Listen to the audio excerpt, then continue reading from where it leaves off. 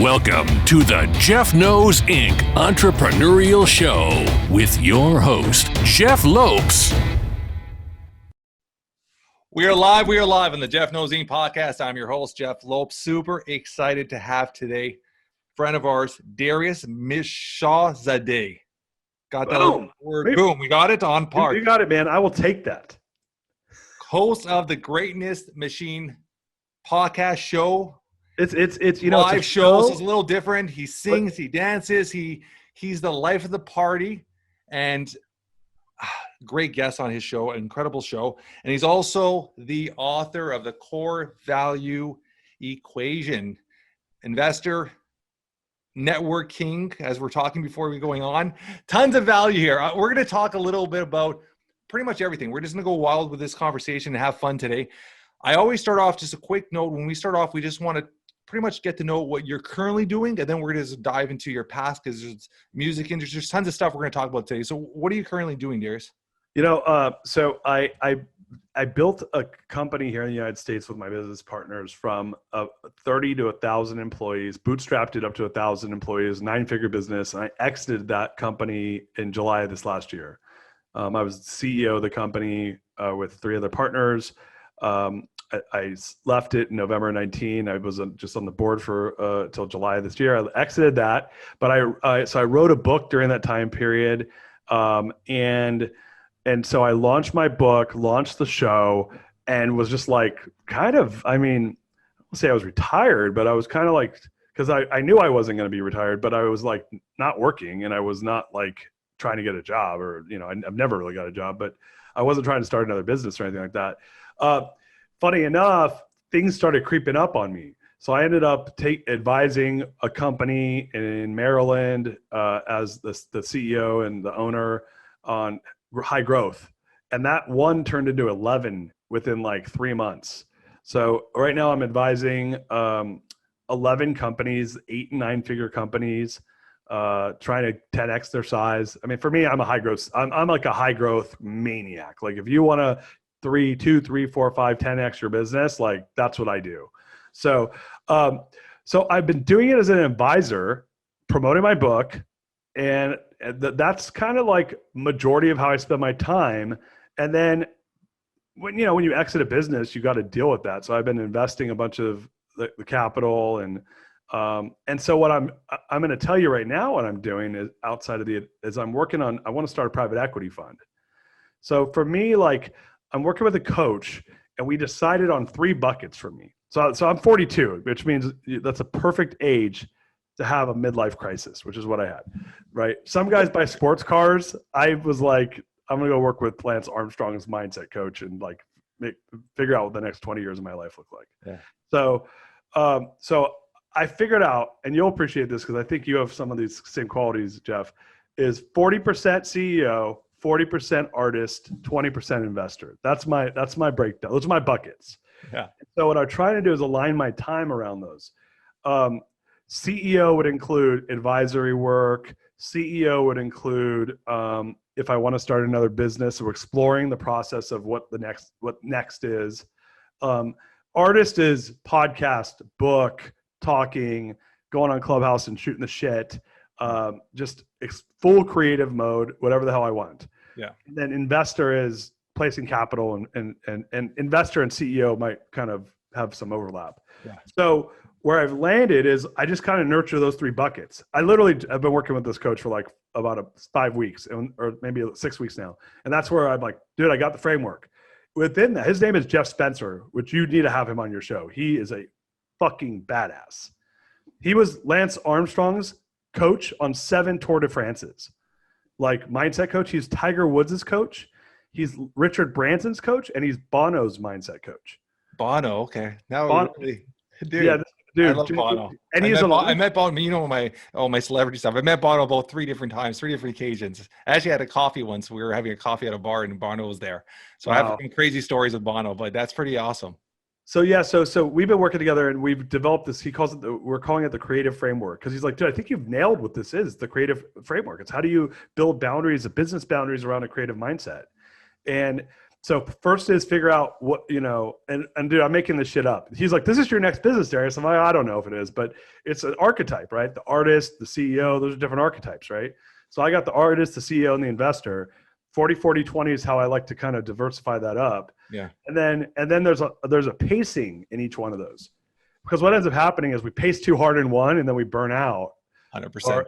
Or we'll pace only in one and we won't nurture the other ones and then we won't feel fulfilled, right? Yeah.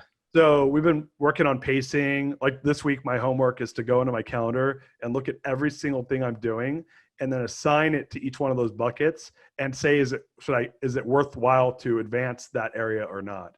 And then start to, because yesterday I had 18 phone calls, right? Like, yeah, some of those probably didn't have to happen, right? Yeah. So I have a tendency to kind of overindulge. That's a pacing issue right there. That's an example of pacing too fast, right? That's essentially what I'm dealing with right now. And to be honest, it's a burnout now. And I don't know if you're feeling this because I see you're going really, really hard too. I see your schedule. I see you everywhere. I see you on Clubhouse. I see you everywhere. And since March 18th, when the pandemic hit and I went full blown and I started hand the book, I wrote a book, started a podcast, started a coaching business, created a platform and try to save my businesses. I haven't had a day off yet. I haven't had one day off since March 18. Wow. But I balance, don't get me wrong. I do have my family time blocked in. But I mean, actually physically just being a bum. In Portuguese, we call it cueca day. Just staying home in your underwear and watching TV all day. What's that? What is that called? Cueca day. Cueca day? Cueca day. How do you spell that? I don't even know how to spell it. I'll tell you a little story how this came about. You're going to laugh your head off. So my wife's cousin works for the government, office job, really high up there. And he came to me it was about a year ago. And he goes, I had a cueca day yesterday. I'm like, cueca day? What the hell is that? He goes, cueca day. He goes, and this is before the pandemic. It was about a year and a half ago. He goes, I get dressed in the morning, kiss my wife, say bye. She goes to work. I grab the kids. I bring the kids back to school. I come home. I get naked. I leave my underwear on. I watch TV all day. 3 o'clock, I put my suit back on, pick up the kids. My wife has no clue. And he calls it cueca day. He doesn't tell anybody. And he spends home the day, and that's his day at home. And so I put that in. I'm like, I need to have every 3 months a cueca day, a day just to be by myself and do my own thing. And I haven't had one of those in going on to almost a year now. I want a cueca day. I took 2 weeks. Well, I took 2 weeks off at Christmas. Yeah. Which was supposed to be 2 full weeks, turning it off. And I will admit that I ended up probably only taking about 5 days off, which was, dude, it was a legit 5 day. But I started hard in April 28th of last year. Yeah. Because I was supposed to, I left my business and I quit my job on my own terms. It wasn't like my partners were shocked when I did.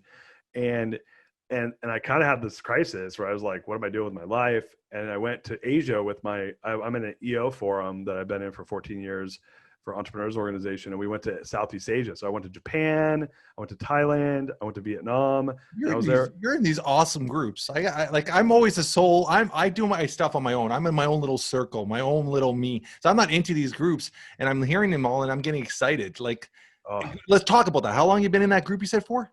Well, that group I've been in for 14 years, 15 years now. It'll be 15 years in August. Same group. That's pretty amazing. How many people in that group? There's 8 of us, including me. That's awesome. And they're not all 8 are original, but 4 or 5 of us are original. And then there's 3 or 4 that have probably out of only 2, one came in 3 years ago, 4 years ago, one came in 10 years ago. And then the rest more or less have been there the whole time I've been there. Is this like a little mastermind or is this an investment group? What do you guys do with this? Well, an entrepreneurs organization, which is EO. I don't know if you know. No. You're up in Ontario, right? Outside of Toronto. There's huge presence up in Toronto. And so they're global. They're all over Canada. Okay. It's for businesses with 1 million or more in revenue. Average size is about a $5 million business. Yeah. And then they have these peer-to-peer forums, they're called, which are groups that meet once a month, and you talk about everything from business to family to personal. And some are co-ed, some are just one sex. This one I'm in used to be co-ed, and now it's all guys. Yeah. And yeah, these are they're like my brothers, man. We all had kids around the same time. We all got married around the same time. 15 years is a good period.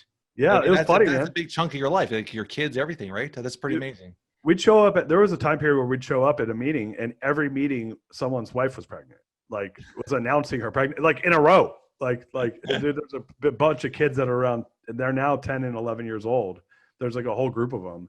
Yeah. But yeah, so and it's all, I think we have all boys. That's the funny thing too. It's all, there's no girl. Oh no, that's not true. One of my floor mates has 4 kids and he has a girl.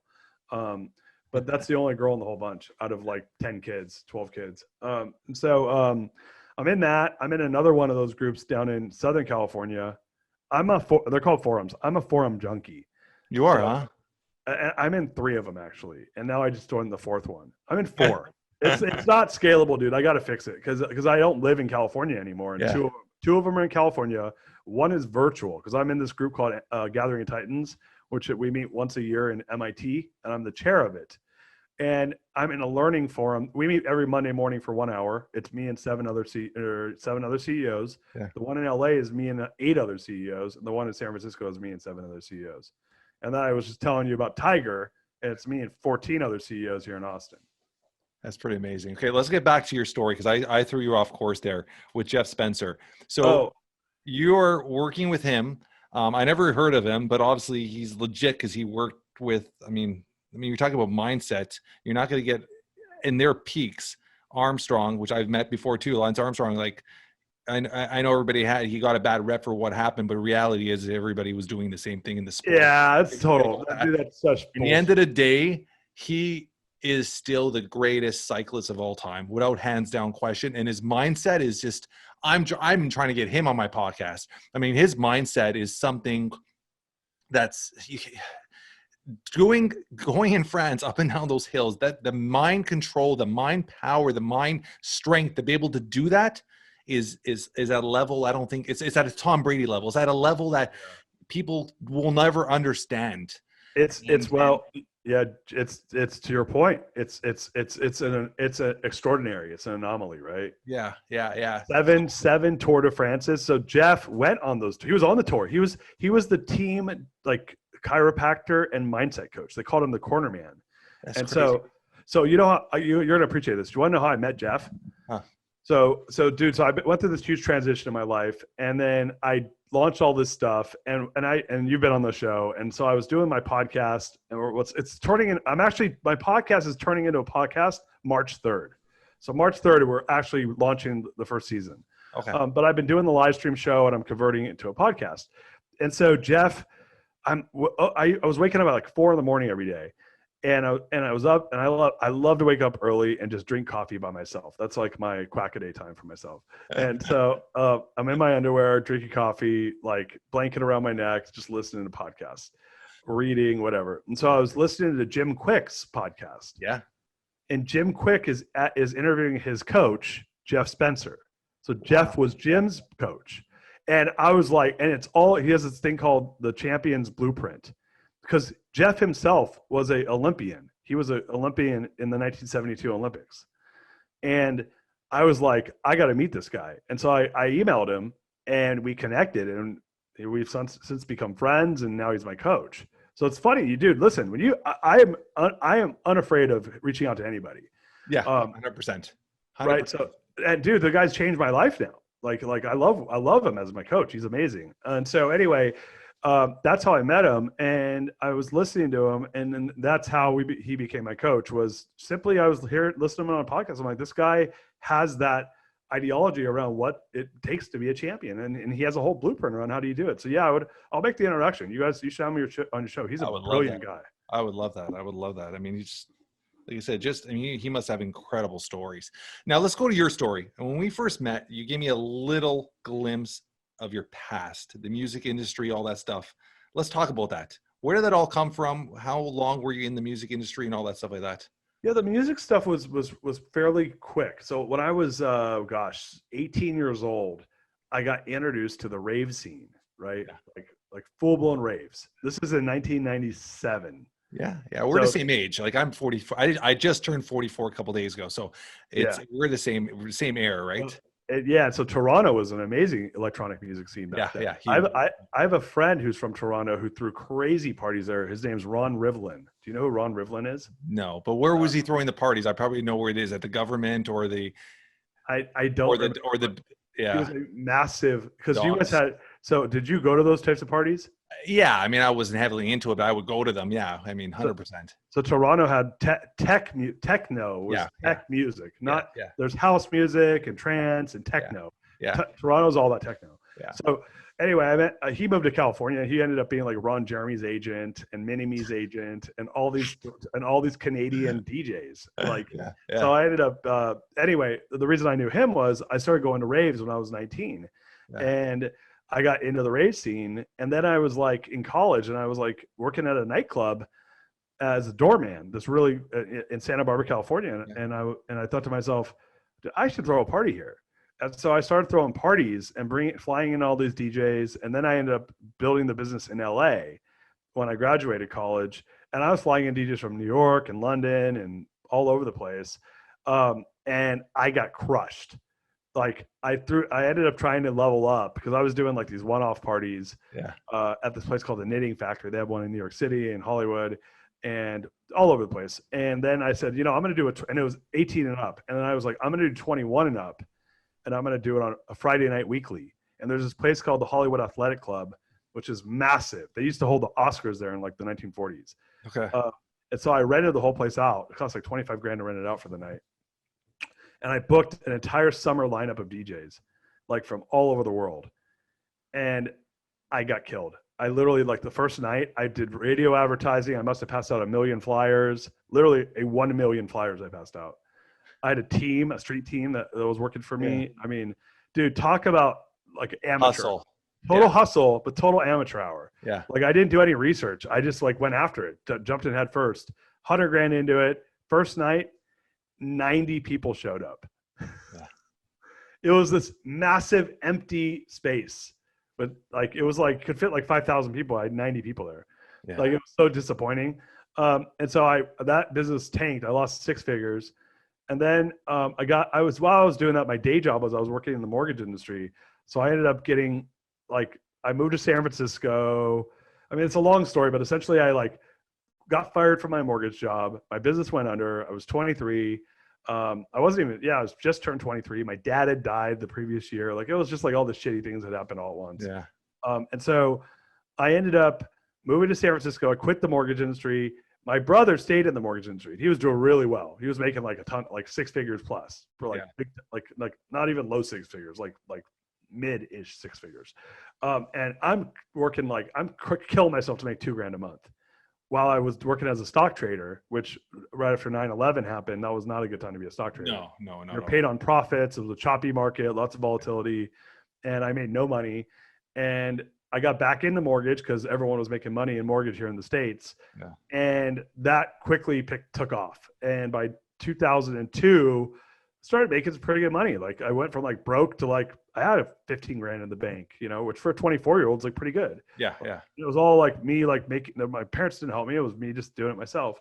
Yeah. And then one thing led to another. I started my first business, which was a mortgage brokerage. And I grew it from myself to 150 employees in 3 years. And it became the 40th fastest growing company in the United States under Inc. 500.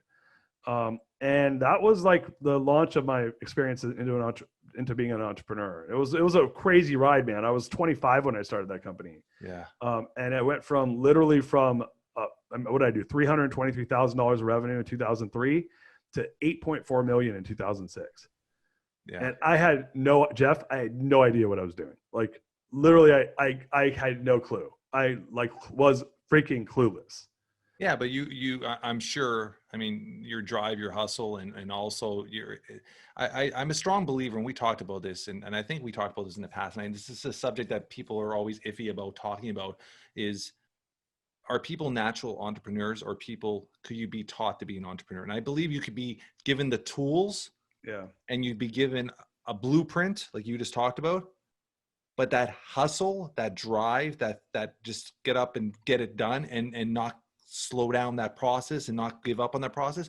I think that's just, you're born with that. I think I can't even explain it, but it's just, I look at certain things when I start a business and it's in my mind, I'm like, this is going to happen. I'm already forecasting 6 years, 10 years. And when I started Camorra, It was a very stocked industry. There were 6 major big players in Canada.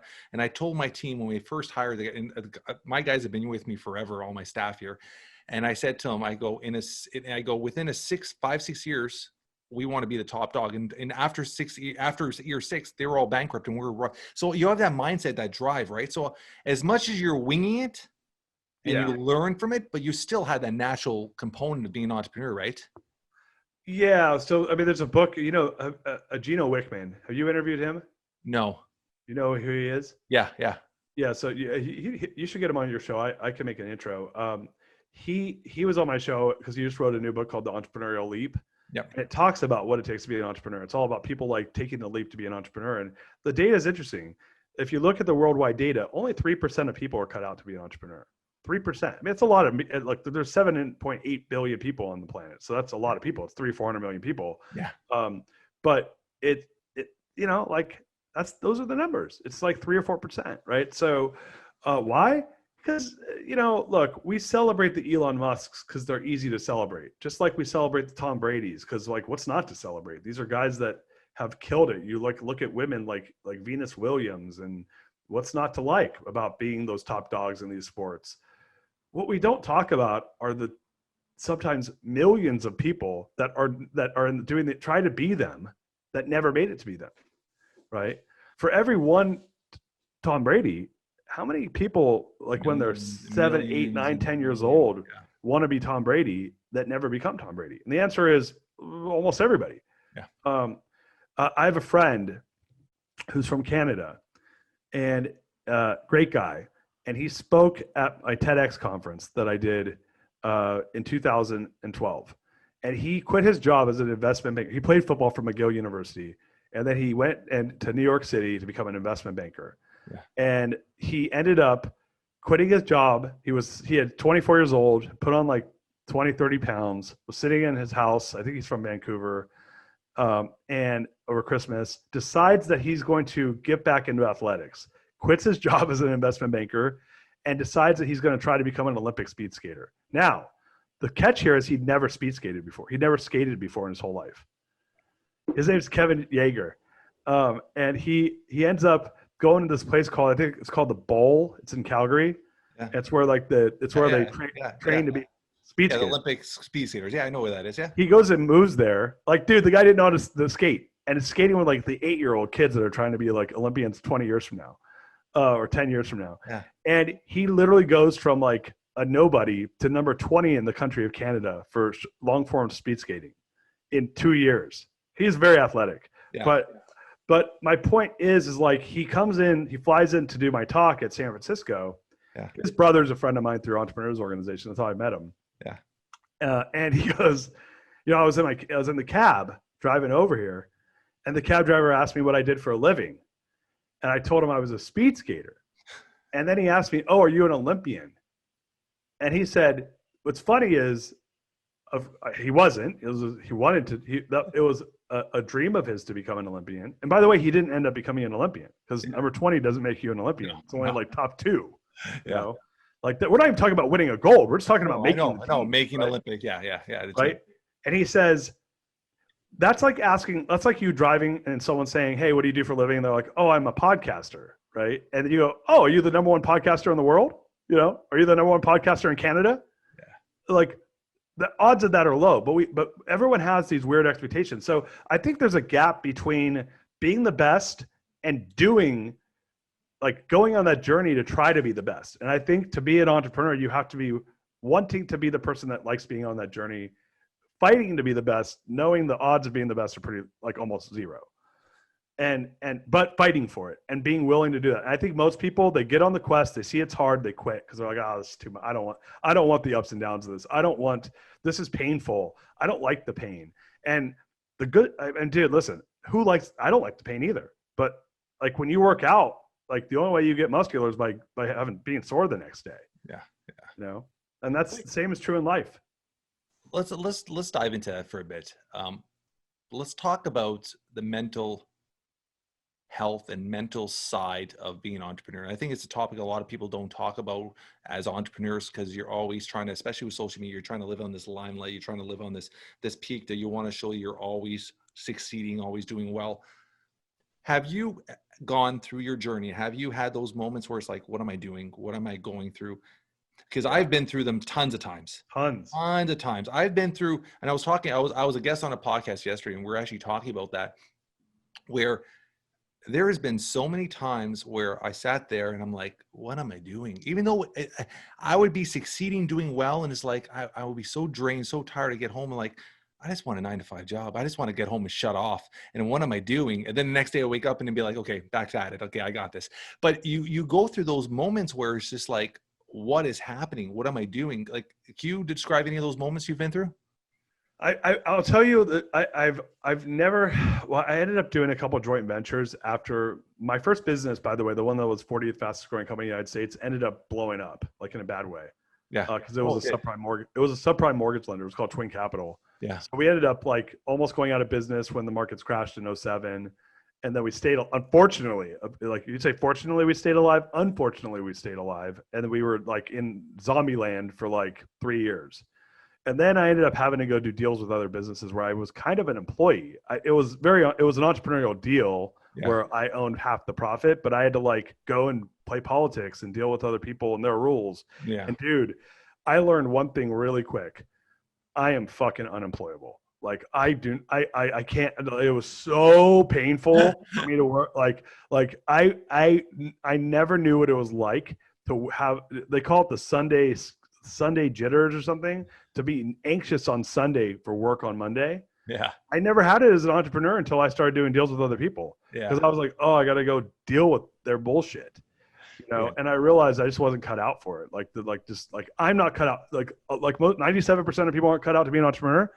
I'm not cut out to work for other people. I love that, because I've never worked for anybody. And it's funny because we're having this conversation yesterday too. And and the one thing I've said for years now, like, I'd rather be squeezing cars at the corner than working, getting orders by somebody or getting told to do by someone. So I've always had that mindset too. I've never worked for nobody. I've literally have never I shouldn't say I've never worked for anybody, but essentially you are working for your clients. Yeah. But I've never physically relied on somebody for a paycheck. Yeah. Since I was 19, since 19. Yeah. I mean, neither. I've never had, I had, you know, it's funny. My last business, I had a salary and stuff like that, but I was an owner, you know, and I just built the company to a size where we're like, all right, let's just take salaries. Right. But I've never actually been like, let me go negotiate my contract.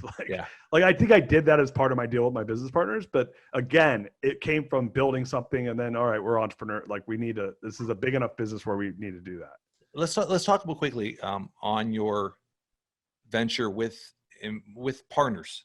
How was that experience? I mean, I'm not throwing anybody under the bus here, but how was their experience working with partners? Because that's one thing I've had partners in 2 separate companies, and both companies I've ended up exiting really quickly because I couldn't deal with the politics of having partners. And one of them is we started a franchise for gyms. It was 5 partners. It was my idea, my concept. I brought in all these people because I thought I needed the leg room and all that stuff. And my wife, and I don't know how your wife is, my wife never gets involved in my businesses. She's very independent. She has her 9-to-5 job. She wants nothing to do with my companies. And when we started this venture with these 4 other owners, their wives were all involved really, really quickly. And they all wanted a job. They all wanted a salary. They all wanted to be part of this growing. And they were coming to our board meetings. It became very stressful very quickly. And I exited pretty quickly out of that. How was your experience with partners? I've had good partners. I've had bad partners. So mixed bag. So here's my take on my learnings are sometimes you have to have partners, like if you want to grow. Yeah, 100%. Like that. So I was so focused on building big businesses. I knew I had to have partners to do it. Okay. I just didn't, because the only other way around it is if you have enough of your own capital, you just hire really good people to do it. Right. Yeah. But if you're bootstrapping and you're like growing from the ground up, like good luck on that one, because really good people cost a lot of money. Yeah. You know, so I wanted to grow big. I didn't have that. So I just partnered with people. So one of the partners was my twin brother, and he was my partner for 20 years. And he and I it's been an interesting relationship. Like there's been times when we've been great partners, and there's been times when we shouldn't have been partners. And at times it almost ruined our brotherhood. This is the first time in 20 years. This is the first time since when I had the nightclub business, he was my partner. The name of that business was Shaw's Brothers Productions. So that was my first business partner, was my brother. And then Twin Capital Mortgage is because it's my twin brother. So that was my brother. And then we ended up doing these joint ventures together. And then we were part owners in the Money Source together, my last business and he and I both just exited that business. So the funny thing is, this is the first time we've not been business partners since we were in high school. Wow. And then we're both 42. So that was, had I to do it over again, I probably wouldn't have been business partners with my brother, because it cost me being a brother to my brother. And that was important when we were young, because there's a lot of trust there, but we didn't even have conversations about life ever. We just talked about business all the time. Yeah. So we're in kind of an interesting spot. I'll probably still do business with him, but I don't want to be, I don't know, we'll see. I had partners that were not trustworthy, like earlier in my career, here and there, where they'd pop up, and those taught me a lot. What I learned was, you should not trust a partner until you should not trust someone, and you should not make them your partner until you understand if they're trustworthy and understand what they should look like as a partner. And what I did, I made that mistake of jumping into partnerships without knowing that, and then they fell apart or there was problems with them. I will say this, it's a tough call. I don't think I will not have a majority of my investments. Now, I'm at a point in my life where I have a fair amount of opportunities to do what I want to do. So coming from that blessed point, because it took me a long time to build to that point, I will not be in a partnership unless I have full control. I was a minority partner in my last business, which was fine. But it worked, and it made sense. But I'm at a point now in my life, and it worked for me then. But now I'm at a point in my life where I don't think I'd want to be a partner unless with a majority of my assets. Like if I'm putting in a big piece of capital, then I have to be in full control. And I think a lot of that just comes with age. My age I'm at right now, I don't want to navigate the politics of a partnership, and they all have politics. Good, yeah, even great. Dude, my last partnership, Jeff, was a really good partnership. Yeah. And even because you're negotiating people's feelings, and you're it's like a marriage, but I had 3 partners, man. That's multiple. That's like a polygamy. Yeah. Yeah. So I came to the conclusion, well, I will not put large sums of capital in any deal unless I have full control. And if I don't have full control, then I'm going to put small enough pieces of capital in that I don't care that I don't have control. That's where I landed. Yeah. But partnerships are hard, but they're valuable but hard, and you got to be ready for them. That's what I tell people. And I said this on Clubhouse the other day. I said, before you go into partnership with somebody, you go on vacation with them. Yeah. Watch how they treat their spouse. Watch how they treat their kids when no one's looking.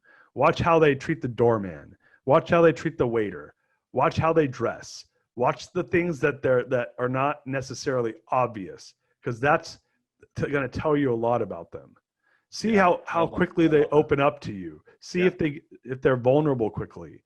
Yeah, those are things where most people don't do that. And in a business meeting, it's not the right setting to do it in. So if I ever was to get into business with anybody, I'd be like, let's go for a week trip. I would say, let's go on a 1-week trip somewhere first. 1 week, 7 days, you, me, my wife, your husband, whatever. Yeah. Go ahead, your kids, my kids, let's go hang out. Yeah, let's go camping together. Let's go where there's no hiding from each other. Yeah. I want to see what you do when no one's watching, because they can't fake it 24 hours a day. No, you can't. No, I love that. I love that scenario.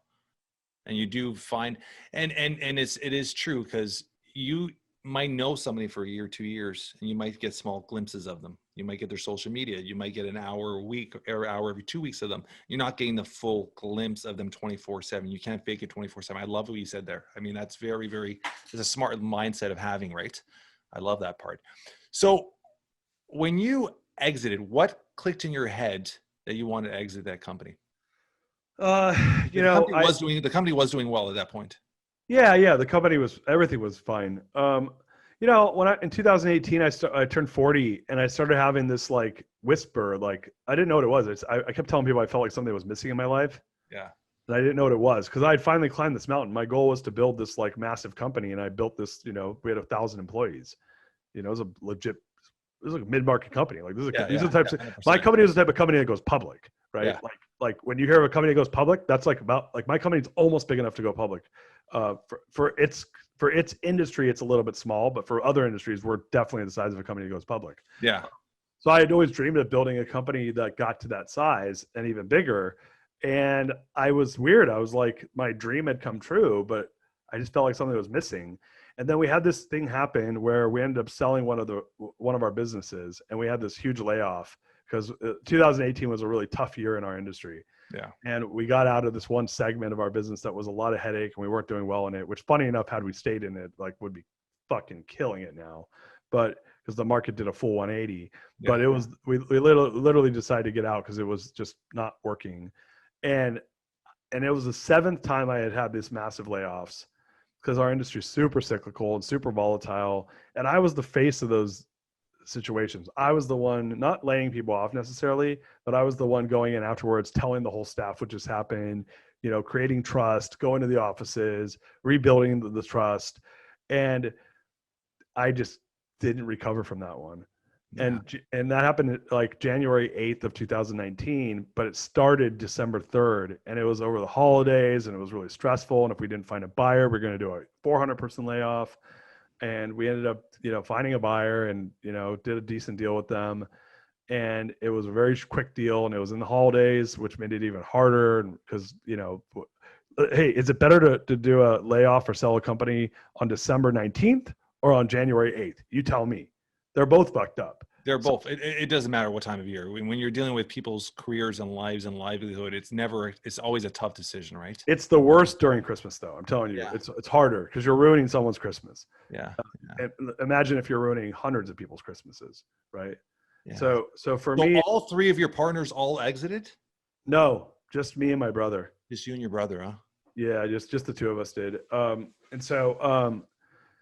Yeah, that's a complicated story, but anyway, that happened, and I was sitting in my car, and I never even told this to my business partners till later. I was sitting in my car in January, and something clicked, and I was like, I threw up the words, "I'm quitting," and I was CEO of the company, and I was running the business with these guys, and I couldn't believe it. It happened from my subconscious. It kind of just fell out of my mouth. It's almost like a release of freedom to yourself. Yeah, it didn't feel like that then, but it was like, it was my body force. It was like, I was throwing up is the best way to describe it. Like it just came out, right? And like, there was no thought that went into it. It just blurted it out of my mouth without thinking. And I was by myself in my car, and I was like, what did I just say? And I was like, whoa. I mean, dude, I had built this thing I'd always dreamed of building, and here I was like saying I'm quitting. And so I had this whisper of like something felt like it was missing. Then this thing happened. Then I said, I'm quitting. And I was like, all right, no way, man. I'm going to give this a year. And if I feel the same way January of 2020, I'm out. So I'm going to give it a year. Well, that whisper turned into a scream. And during that time, I wrote my book, The Core Value Equation. Yeah. That helped distract me a little bit because we had built, the company was a core value driven organization. We scaled. I used the tool core values to build a fucking awesome business with my partners.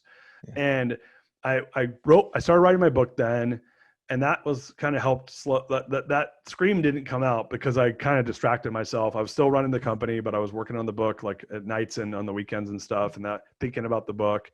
And then by November, man, I was done with the book, and I just had too much space, and it just like, I just broke. And I flew to New York. My business partner, who was the founder of the company, is in New York. And I said, hey man, I'm out. And it was really emotional for him and me and the other partners. And then I stayed on the board for about 9 months. And then during that time we worked out an exit, and they bought me out of the company. So it was a 9-month period before you were bought out, give or take. Yeah.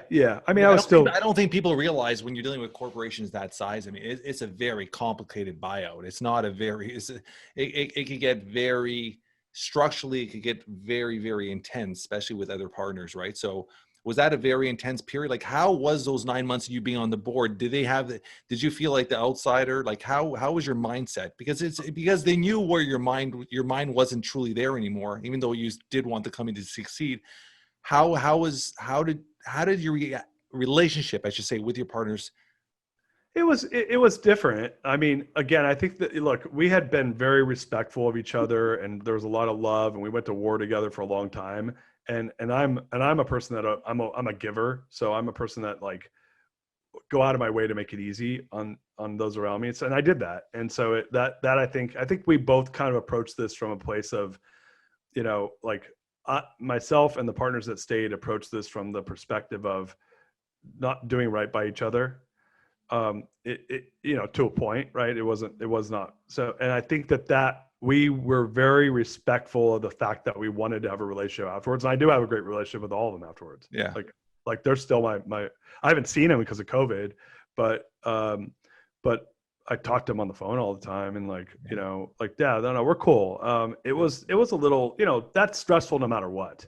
Like that situation will be stressful no matter who's involved, because it's a massive change. 100%. And there were some things that needed to get cleared up that took some time, but no, man, like I love those guys, man. I want them to do well. And if they end up doing 10x better than I did, more power to them, man. Like, yeah, 100%. And I think a true entrepreneur has that mindset. And I've always had that mindset where even a couple, like, for example, we built 2 gyms and we've sold them and one of them is doing extremely well.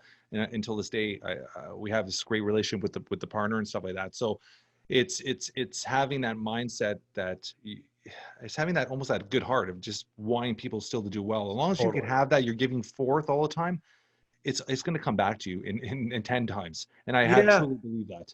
Yeah, I don't even think of it in terms of what's in it for me. I don't mean it in a way for you, but I mean in the way where it's just that having that mindset. Yeah, you treat people good is gonna. You know what I'm saying? It's totally going to come back. It's all full. I live my life like that. Yeah. For me, it was that I was not doing what I wanted to be doing, and I've not been doing it for a long time. I had tricked myself and lied to myself to say, no, you just need to build a big company and then you'll be happy.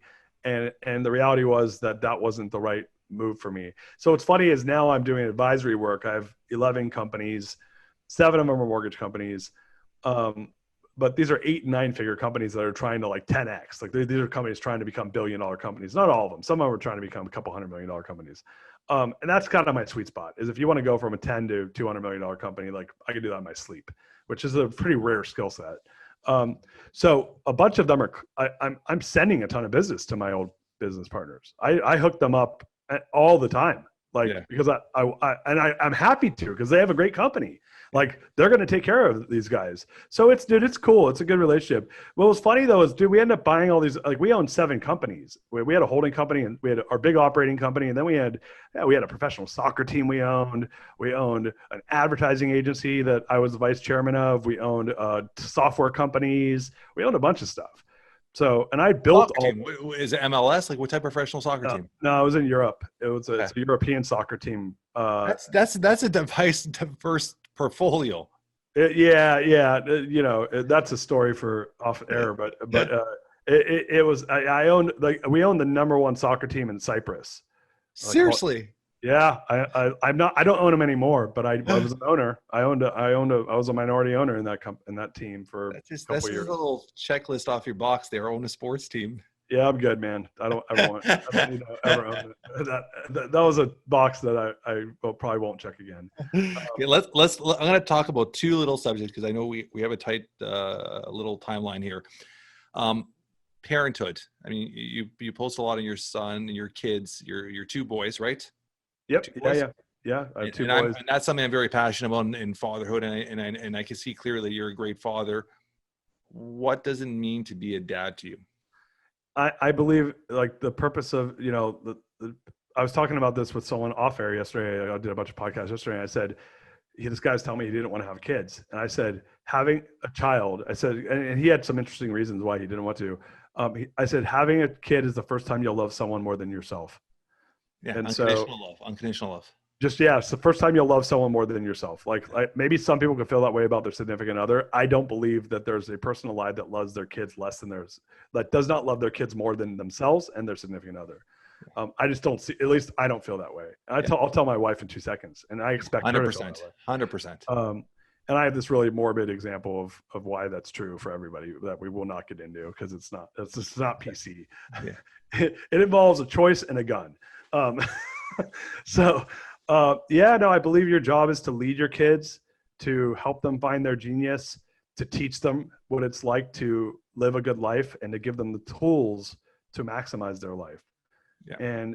And I believe maximizing your life, it comes down to three things: living in your talent, or living in your core values, working and doing things you love that are in your talents, and doing it with a high level of awareness, and to live a healthy life.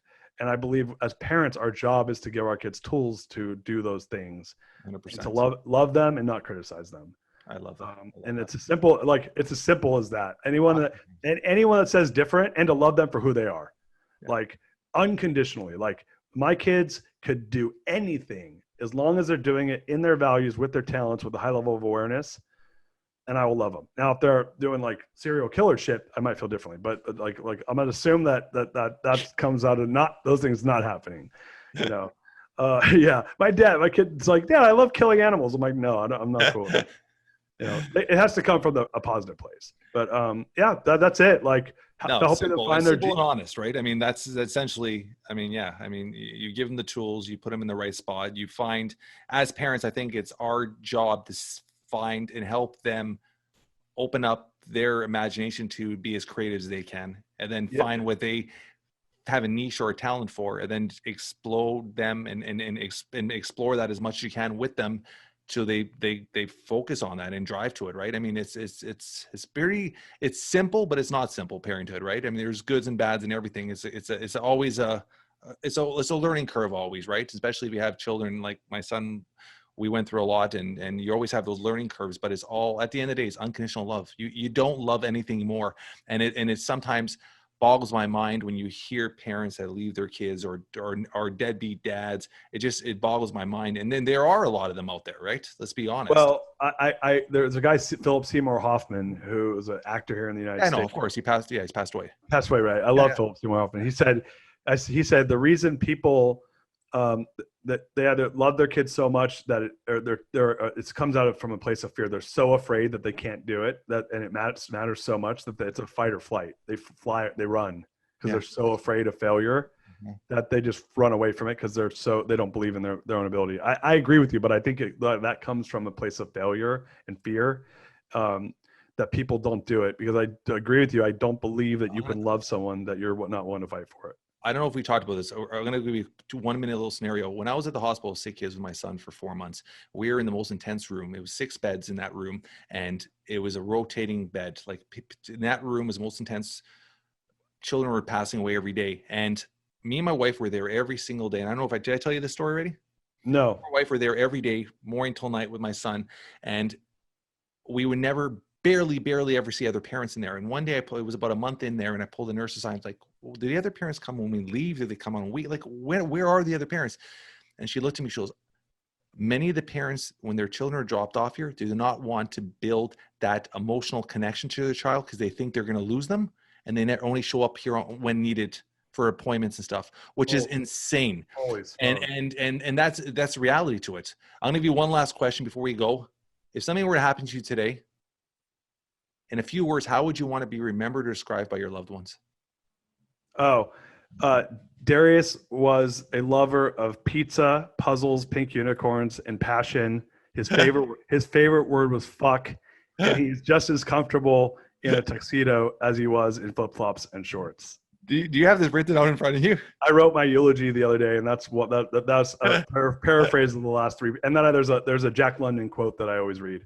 That I don't have time to read right now because I love it, brother. So on our show notes, I'm going to put all the information, how to get a hold of Darius, how to follow him, how to see his show, how to see his new podcast, how to pick up his book. Any last words you want to say to our audience? Yeah, dude, just live a core value driven life. Check out my stuff at www.therealdarius.com. And Jeff Lopes, I love you, my brother.